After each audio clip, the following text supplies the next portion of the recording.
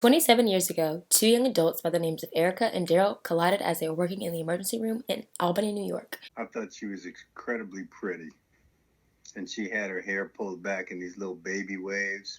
It's absolutely beautiful to me. However, Erica had a slightly different first impression of the young man.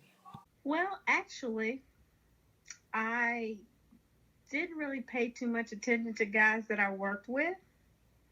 And at the time, there weren't, most of the residents that would come through the ER were a bunch of old men. So I never paid them any attention. And he was nice and speaking, but I didn't know that he was a physician. And he came and sat down next to me on purpose, I'm sure, and answered his pager and said that he was Dr. Ellis. So I took another look at him and I thought, okay, I got to he's looking not better. old, and he's cute, and he's a doctor. Let me see what's going on. After about 2 years of dating, the two decided that it was time to make things more official. Well, the reason why we got married when we got married is because that was when I changed to my residency from ER in Albany, New York to family practice in Columbus, Georgia. I asked Erica to come and be with me down in Georgia, and she said she would not leave her family and move to the other side of the country to be living with her boyfriend, and that I would need to marry her for that to happen.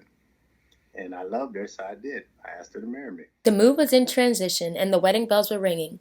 But Erica and Daryl were faced with a challenge that had the potential to change their lives forever. It was very difficult, particularly the circumstances under which the transition took place. I was struggling with an addiction problem and left Albany to go into chemical dependency treatment down in Atlanta. That's how I ended up down in the South.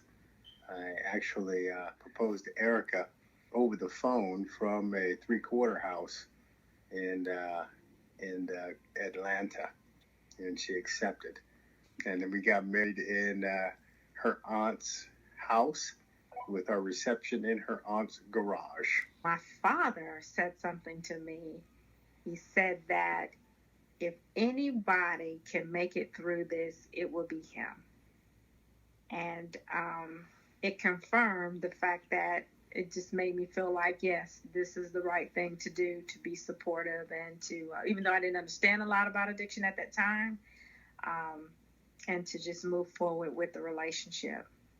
And so, and from that, I felt that God would show me what I needed to see, when I needed to see it, and what I needed to do, and because those were the only elements that I could control at that time. And that's ultimately, I believe, how I got through it. Struggle, heartbreak, resilience, and faith allowed this couple to win the battle against addiction. I am proud to say that this story encompasses me. This story is about my family and how through strength, love, and faith we made it through addiction. From Clemson University, Kendall Ellis, Clemson News Now.